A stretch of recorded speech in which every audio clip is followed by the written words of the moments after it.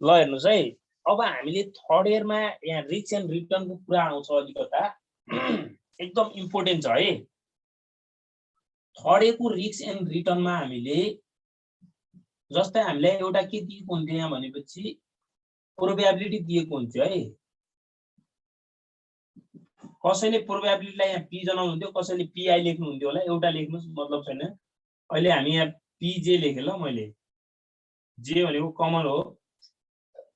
अनि हाम्रो अर्को एउटा रिटर्न हुन्थ्यो नि हैन, एभरेज रिटर्न हुन्थ्यो। हामीलाई के भन्थ्यो, आरजे भन्थ्यो मानौं। यस्तो हुन्थ्यो नि, सपोज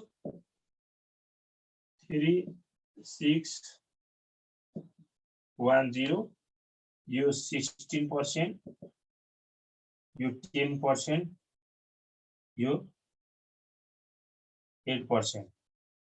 यो पर्सेन्ट माथि लेखिसकेपछि कमन जनाउँछ हैन। अनि हामीलाई क्वेशनमा एक्सपेक्टेड रिटर्न सोध्यो भने एक्सपेक्टेड रिटर्न सोध्यो भने हामी के निकाल्थ्यौ भन्नुस् त, ई अफ आरजे भने निकाल्थ्यौ नि, हो कि हैन? यसलाई हामी के भन्छौं, सम अफ आरजे इन्टु पीजे भनेर यसरी निकाल्थ्यौ नि हो। अब हामीले के मल्टिप्लाई गर्नु पर्यो, पी र इन्टु आर सँग मल्टिप्लाई गर्नु पर्यो। पीजे भनेको कमन एब्रिभिएसन हो है। जस्तै स्टक ए भएपछि पीए लेख्थ्यौ क्या। अब 16 लाई 3 ले मल्टिप्लाई गर्दा कति हुन्छ, 16 3 48 हुन्छ, 4.8, यो 6 भयो, यो कति भयो, 0.8 हुन्छ हैन, 0.8 हुन्छ। भनेपछि यो सबैलाई जोडेपछि के हुन्छ त, यो सम अफ पीजे आरजे कति भयो, 10 11 point कति भयो त, 6% हो। यो सम भन्नु नै के हो त, एक्सपेक्टेड रिटर्न अफ अब यो एउटा स्टक मानौ, यो जे भन्छ एक्सपेक्टेड रिटर्न अफ जे है, आरजे। यो 11% यो यसरी निकाल्नु हुन्थ्यो नि हैन, यसरी निकालेको बुझ्नु भयो कि भएन? अनि अब हामी अर्को एउटा भेरिएन्स अथवा स्ट्यान्डर्ड डेभिएसन निकाल्थ्यौ। भेरिएन्स अथवा स्ट्यान्डर्ड डेभिएसन यो निकाल्थ्यौ। यो भनेको के हो त, सम अफ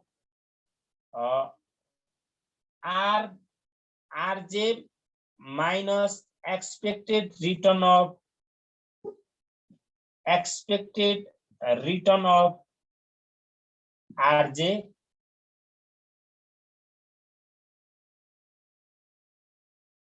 आरजे को स्क्वायर इन्टु पीजे गर्थ्यौ। अनि हेर्नुस् त यो भनेको भेरिएन्स हो भने चाहिँ यसलाई रुट अन्डर गर्यो भने के हुन्छ, यो स्ट्यान्डर्ड डेभिएसन हुन्छ। यो गर्नको लागि अब यहाँबाट हामी निकाल्थ्यौ फेरि। भने जस्तै अब तपाईले यहाँ जहाँ जहाँ आरजे लेख्नु भएको छ नि, यो ठाउँमा ईपीएस लेख्नु पर्यो क्या। यो फर्मुलाहरु फेरि रिभाइज गर्नुपर्छ भन्नुस् त, गर्नु पर्दैन जस्तो लाग्छ नि हजुर? भन्नाले फर्मुला लेखिदिनु पर्छ।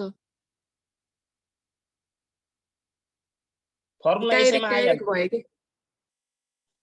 यो डाइरेक्ट भयो भन्नुभयो? हजुर। तपाईले थर्ड इयरको बुझ्नु भएको छैन?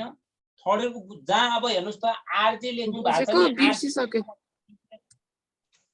ल ठीक छ, फर्मुला यसैमा आउँछ। फर्मुला म भन्छु अहिले तपाईहरुलाई है। स्ट्यान्डर्ड डेभिएसन हामी किन निकाल्छौं भन्नुस् त, टोटल रिस्क क्याल्कुलेट गर्नको लागि हामी स्ट्यान्डर्ड डेभिएसन अथवा भेरिएन्स निकाल्छौं भने कोएफिसिएन्ट अफ भेरिएन्स सीबी किन निकाल्छौं त, रिलेटिभ रिस्क पर युनिट निकाल्नको लागि। जस्तै हामीले कुनै पनि स्टकमा लगानी गर्यौं भने त्यहाँबाट टोटल रिस्क, तपाईले मानौ स्टक एउटा के किन्नु भएको छ, मानौ ईबीएल एभरेज बैंक लिमिटेड को 500 शेयर किन्नु भयो एट द रेट ₹800 मा। ल सपोज है, रुपीज कति भयो, 44 लाख हुन्छ कि 40,000? 4 लाखै हुन्छ। यतिमा तपाईले एउटा किन्नु भयो। अब यहाँबाट तपाईले यो लगानी, यो फ्युचरमा बढ्छ भन्ने सर्टेनिटिज हुन्छ र स्टकमा फ्युचरमा यो बढ्छ भन्ने हुँदैन नि त हैन। तपाईले यहाँ कति रिस्क गर्नुभयो त स्ट्यान्डर्ड डेभिएसन अथवा भेरिएन्स यो भनेको तपाईले टोटल रिस्क कति छ त तपाईले यसमा लगानी गर्नु भने टोटल रिस्क कति हुन्छ त मैले यसमा लगानी गरे यहाँबाट हाम्रो टोटल रिस्क निस्किन्छ। अनि तपाईले सीबी किन निकाल्नुहुन्छ भन्नुस् त रिलेटिभ रिस्क पर युनिट भनेको जस्तै तपाईले यहाँबाट टोटल रिस्क 4 लाखबाट कति रिस्क भयो टोटल भन्नुको मतलब अनि यसमा चाहिँ एक किता शेयरमा चाहिँ तपाईको कति रिस्क हो त एउटा युनिटमा कति रिस्क हो भन्ने कुरा हामीले के गर्छ त यो सीबी ले मेजर गर्ने काम गरिरा हुन्छ है। तपाईले कतै नोटमा सानो नोटमा के लेख्नुस् भने चाहिँ स्ट्यान्डर्ड डेभिएसन अथवा भेरिएन्सले टोटल रिस्क मेजर गर्छ भने सीबी ले चाहिँ relative risk per unit measure गर्छ भनेर लेख्नु होला है। यो चाहिन्छ पछि त्यहाँ डिसिजन लेख्दाखेरि पनि चाहिन्छ है यो कुरा। तपाईहरुले त्यो क्वेशन बनाउँदै फर्मुला त्यसैमा आइहाल्छ है हुन्छ। यो क्वेशन बनाउँदै यो क्वेशनमा सोधेको त छैन त्यति धेरै स्पेशल पुरै जान्नै पर्दैन यसमा किनकि हामीलाई धेरै एमा तपाईले थर्ड इयरको जति सबै कुराहरु एमा चाहिदैन क्या त्यही भएर मैले फर्मुला त्यो नलेखाएको। अब हेर्नुस् त हामीलाई यहाँ given the following information calculate the expected firm भनेर हामीले सबैको क्वेशनमा गिवन छ। हेर्नुस् त प्रोब्लम नम्बर 2 भन्नुस् प्रोब्लम नम्बर 2 भन्नुस् हेर्नुस् त firm A firm B firm C को सबैको ईपीएस दिएको छ कि छैन। अनि ए नम्बरमा हेर्नुस् त given the following information calculate the expected value from C EPS अरे expected value of C EPS निकाल्नुस् रे भन्यो। अरुको त सबैको दिएको छ हेर्नुस् त एक्सपेक्टेड ईपीएस अफ ए को दिएको छ 5 रुपैयाँ 10 हेर्नुस् त एक्सपेक्टेड ईपीएस मैले गिवन लेखिदिए ल सबैको ईपीएस अफ ए को कति दियो हेर्नुस् त रुपैयाँ 5 रुपैयाँ 10 पैसा हो। अनि standard deviation of A standard deviation A पनि दियो कति दिएको छ स्ट्यान्डर्ड डेभिएसन अफ ए रुपैयाँ 3.61 हो। अनि अर्को के दिएको छ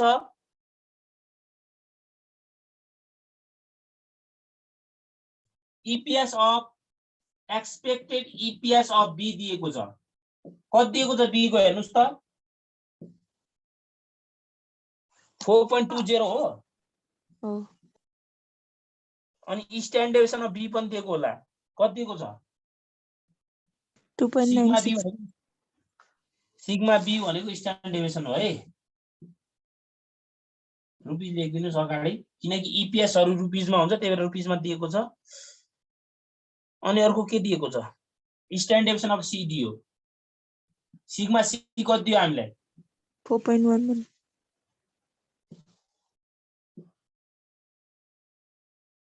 11 हो हैन।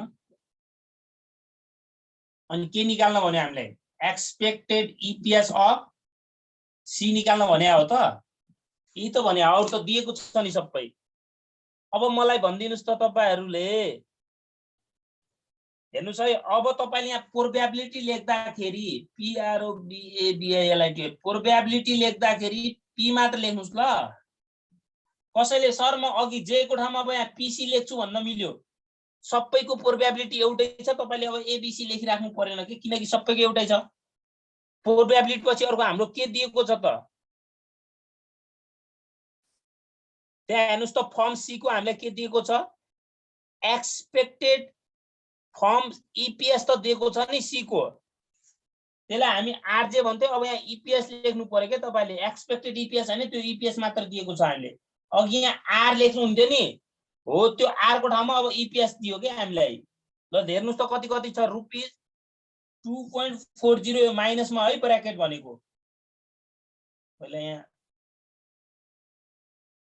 प्रोबेबिलिटी लेखौं त कति कति छ 0.1 0.2 कति छ 0.4 0.2 0.1 सीधा सीधा लेख्नु होला है यहाँ 1 2 मैले धर्सा तान्दिए ल किनकि मलाई सजिलो हुन्छ 3 4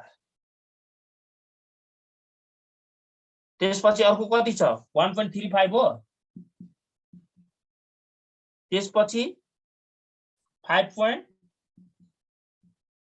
त्यसपछि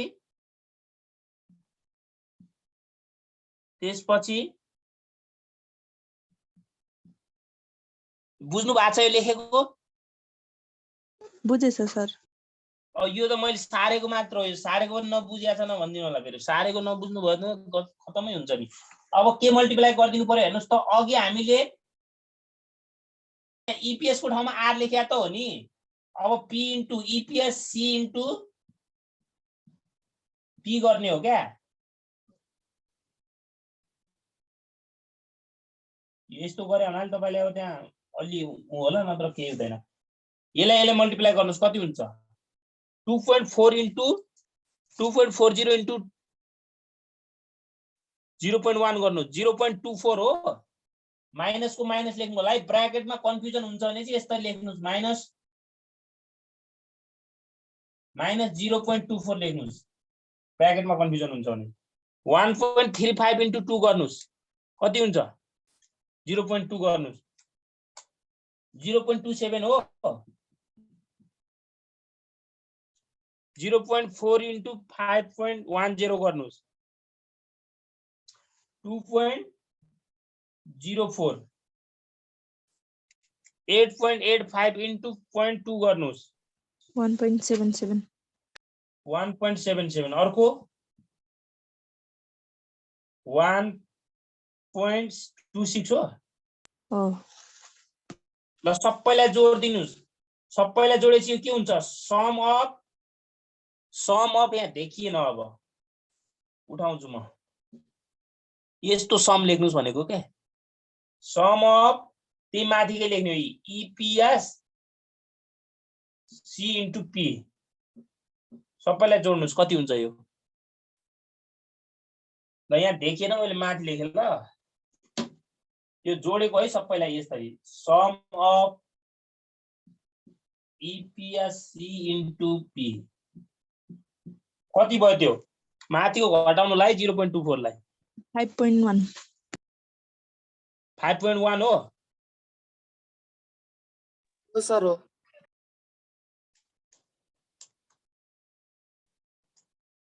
ल 5.1 आयो अरे ल मलाई भनिदिनुस् त अब एक्सपेक्टेड यो स्पेस नलेख्दा पनि हुन्छ है expected EPS of firm C भनेर तपाईले कसरी लेख्नु पर्यो ई लाई ई अनि ईपीएस को ईपीएस सी को ठाउँमा सी अनि रुपीस कति लेखिदिनु पर्यो त यो ईपीएस भनेको 5.10 भयो कि भएन अब यसमा तपाईले भन्नुस् त पहिला जस्तै फर्मुला मैले लेखिराख्नु पर्छ यसमा पर्दैन क्या पर्छ प्लिज पर्ने रहेछ तर अघिको फर्मुला जसरी गर्ने हो कि त्यही फर्मुला लगाएर गर्ने हो कि हल्का के फर्मुला त्यही त भयो नि हेर्नुस् त अघि ईपीएस को ठाउँमा आर जे लेखेको थियो आर इन्टु पी गरे त हो नि यो ईपीएस भनेको आर हो आर इन्टु पी गरेको त्यही यसलाई सम गर्यो यो भनेको एक्सपेक्टेड आइहाल्यो अब यो क्वेशनमा स्ट्यान्डर्ड डेभिएसन सबै दिएको छ स्ट्यान्डर्ड डेभिएसन निकाल्नु पर्यो त परेन अब हेर्नुस् त बी नम्बरमा हामीलाई सोधे होला बी नम्बरमा के सोध्यो त्यहाँ भन्नुस् त मलाई बी नम्बरमा के सोधेको छ त्यहाँ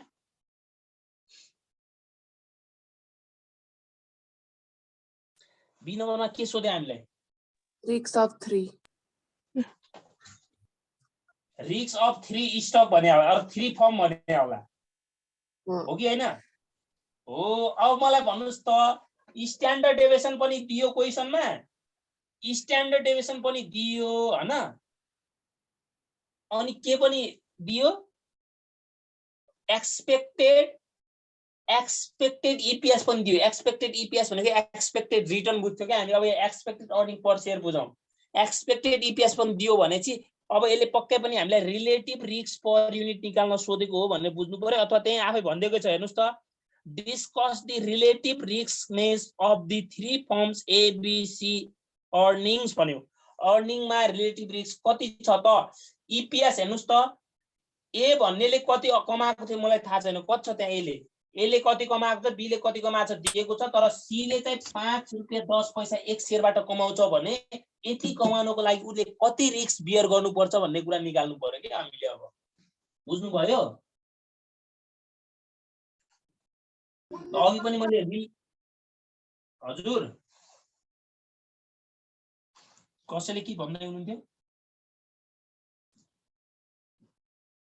अघि गिवन कुरा अब चाहिन्छ के यहाँ हेर्नुस् त बी नम्बरमा क्यापिटल लेख्नुस् है RELATIV relative risks of each firm calculated of relative risks of each firm भने लेख्दा पनि हुन्छ है for firm A relative risks भनेको कोफिसिएन्ट अफ भेरिएन्स हो भनेर नबिर्सिनु होला।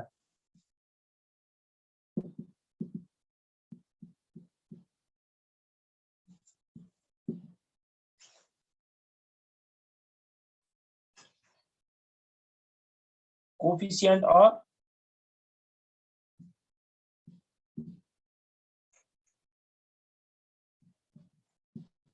भेरिएन्स सीबी भन्छ के सर्टकटमा कोफिसिएन्ट अफ भेरिएसन लेख्नु।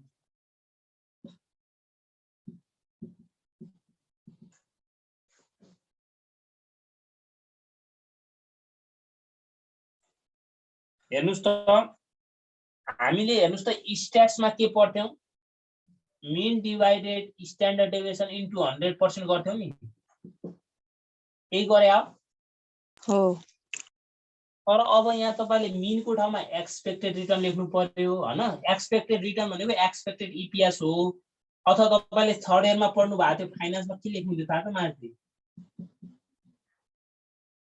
Expected return divided standard deviation गर्नुहुन्थ्यो। यति त गर्ने हो नि हो यही हो लेख्ने। अब इन्टु 100 यहाँ फाइनान्समा गर्नु पर्दैन क्या है। अब तपाईले एक्सपेक्टेड ईपीएस हामी कुनको छु ए मा छौ त्यही भएर ए लेख्नुस् माथि अनि स्ट्यान्डर्ड डेभिएसन पनि ए लेख्नु पर्यो। 100 को मतलब पनि त्यही हो तर यहाँ लेख्नु पर्दैन। ईपीएस कति छ होला ए को ईपीएस कति थियो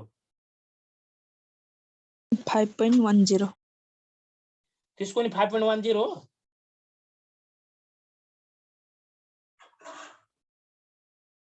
त्यसको नि 5.10 छ हैन ए रहेछ। स्ट्यान्डर्ड डेभिएसन कति छ ए को 3.61 कति आयो त यो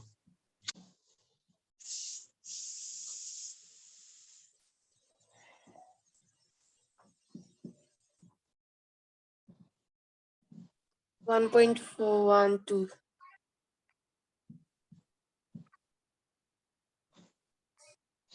अनि फर फर्म बी सीबी लेख्नुस् डाइरेक्ट केही फरक छैन। एक्सपेक्टेड ईपीएस बी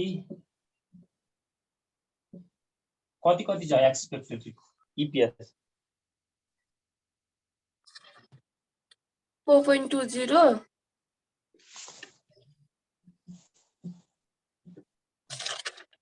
अनि 2.96 कति भयो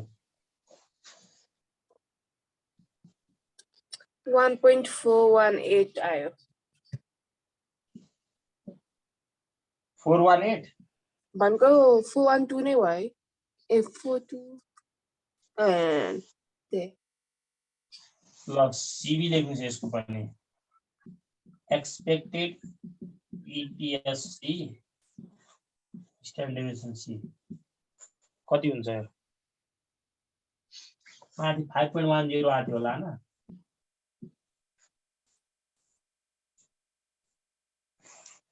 4.11 कति आयो यसको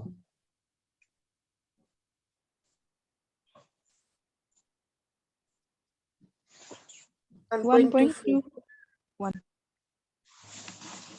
1.24 241. ल 241 सबभन्दा बढी कसको आयो भन्नुस् त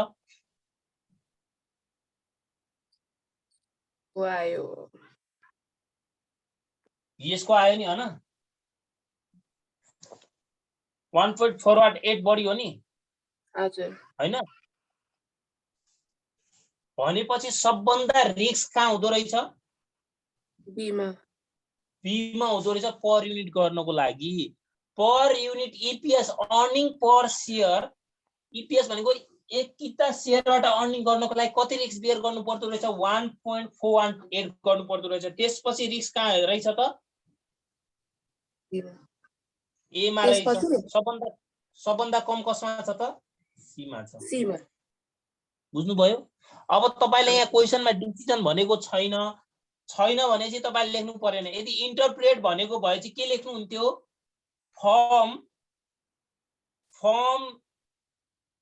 form B has more risky than form A and form C भनेर लेख्नुस् होला है ओके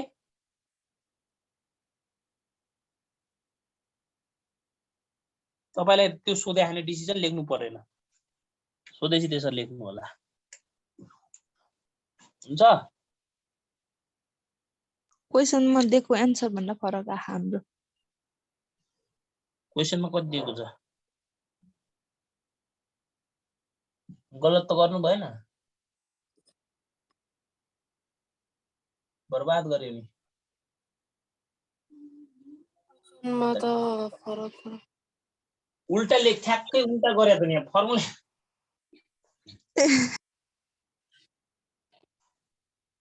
के भयो यस्तो माथि राख्ने है ठ्याक्कै उल्टो गरेछौ त यहाँ के इपीएस ए यहाँ पनि त्यही हो सबैमा त्यही हो है त्यही आउँछ रिस्क एमा जस्तो आहा त्यही आउँछ होला रिस्क फरक पनि आउन सक्छ है के लेख्यो होला के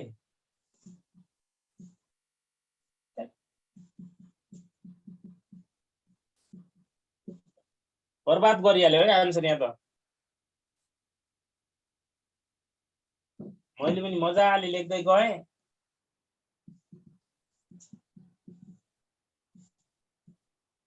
फर्म सी को के हो भन्नुस् त सी डिवाइडेड यस्तो है सीबी सबैको फरक आइहाल्यो त अब आन्सर निकाल्नु है तपाईले निकाल्न सक्नुहुन्छ नि यो त हजुर अघि गलत गरेको थिए के स्ट्यान्डर्ड डेभिएसन डिवाइडेड मिन हैन गर्ने इन्टु 100 गर्थ्यौ नि हामीले पहिलामा हैन अब यहाँ चाहिँ के हो त माथि स्ट्यान्डर्ड डेभिएसन राख्ने तल चाहिँ एक्सपेक्टेड रिटर्न राख्ने एक्सपेक्टेड रिटर्न भनेको अहिले यहाँ इपीएस छ त्यही भएर इपीएस राखेको इन्टु 100 गर्नु पर्दैन फाइनान्समा है ठ्याक्कै उल्टा भनेछ अघि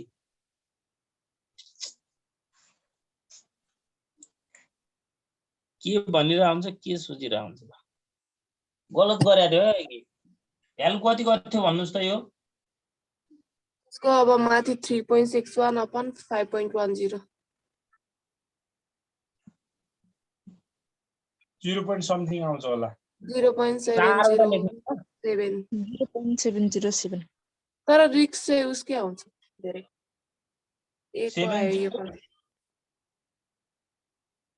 जसको आएन अब यहाँ हामीले क्याल्कुलेट गर्दा मिस्टेक गरिहाल्यौँ सी को हाई रिस्क सी को आउँछ 0.80 आउँछ के त्यसको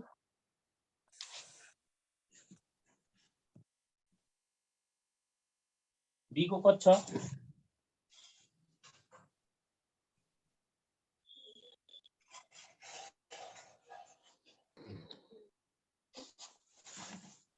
2.96 हो ना 2.9 4.20 4.20 20 कि 11 हो 20 0.704 5 7 0 राउन्ड अफ गर्दा 5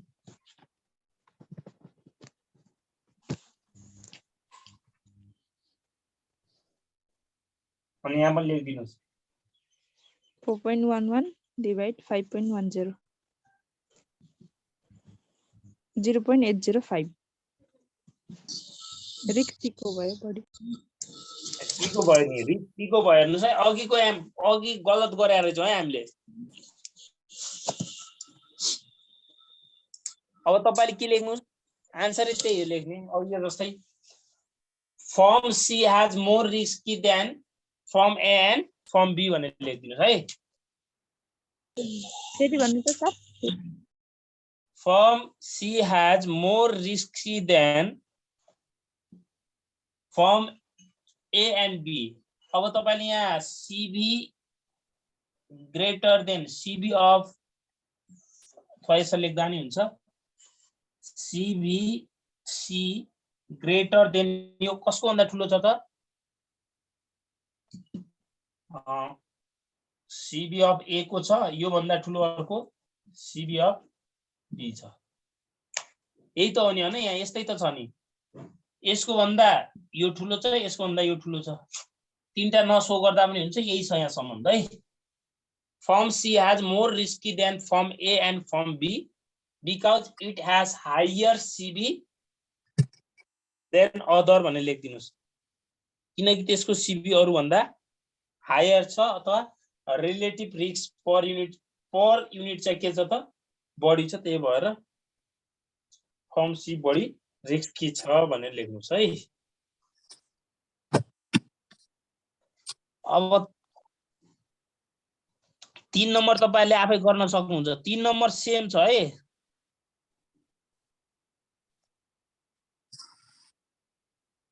यसको 3 नम्बर गर्नुस्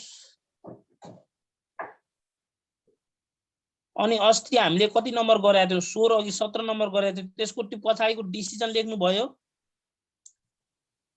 17 नम्बरको 17 अघि 16 गराएको थियौं 16 हो न 17 18 19 गर्नु भयो खै बोल्नु न त 17 18 19 गर्नु भयो कि भएन 17 को गरेको सर 18 19 गर्नु भयो छैन सर गर्नु पर्यो है त्यो 16 नम्बरको डी नम्बरको सबैले जान्नु भयो comment the behaviour operating and financial leverage in relation to increase of production from 1 lakh to 1,20,000 unit सबैले गर्नु भयो त्यो त्यही इन्भर्स रिलेसनशिप भनेर हो इन्भर्स रिलेसन हुन्छ किनकि हेर्नुस् त त्यहाँ DOL र DFL दुईटै बढ्दा यो दुईटै सरी है हामीले हेर्नुस् त 1 लाख युनिट्सबाट सेल्स 1,20,000 पुर्यायौं भने DOL र DFL दुईटै घट्छ भन्नुको मतलब सेल्समा इन्क्रिज गर्यो भने DOL र DFL घट्दो रहेछ घट्नु भनेको के हो त नेगेटिभ रिलेसन अथवा इन्भर्स रिलेसनशिप हो त्यही लेख्ने हो त्यहाँ अरु केही हैन है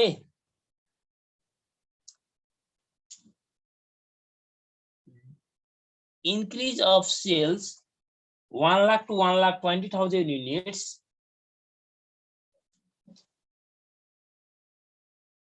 then decrease of DOL and DFL अथवा लिभरेजेस मा के हुन्छ डिक्लाइन हुन्छ अथवा घट्छ त्यसैले त्यहाँ के छ त इन्भर्स रिलेसन छ भन्ने त्यो लेख्नु होला 18 19 20 नम्बर पनि लगभग मिल्छ त्यही छ है यहाँ मेन इम्पोर्टेन्ट भनेको आज एउटा हामीले यो गरेको क्वेशन पनि एकदम इम्पोर्टेन्ट क्वेशन हो है 10 नम्बरमा सोध्छ त्यो 3 नम्बरको प्रब्लम नम्बर 3 मा हेर्नुस् त क्यापिटल स्ट्रक्चरमा डेब्ट रेशियो हामीलाई कति दिएको छ 0 10 20 30 यसरी दियो नि अनि एक्सपेक्टेड ईपीएस अब तपाईले फेरि त्यहाँ एक्सपेक्टेड ईपीएस निकालिहाल्नु आफै दिएको छ यसले एक्सपेक्टेड ईपीएस भनेको एक्सपेक्टेड आरजेड रिटर्न दिइहाल्यो यसले यो पनि दिएको छ रिक्वायर्ड रिटर्न पनि दिएको छ हामीलाई कम्प्युट the estimated share value associated with of the each capital structure भनेको छ determine the optimal capital structure on the basis of A maximize of expected earning per share and maximize of the share value भनेको छ। यो अब optimal capital structure अघिको जस्तै दिनु पर्यो। अब तपाईले सबैभन्दा बढी इपीएस कसको छ?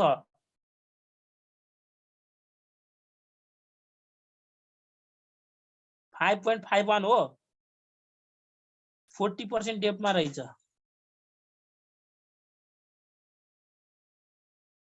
त्यसपछि म्याक्सिमाइज शेयर भ्यालु भने यो मैले तपाईलाई पढाउनु चाहिँ यो बाँकी छ है, यो नगर्नु होला। तल 4 नम्बरको गर्नु होला है। 4 नम्बरको कस्मेटिक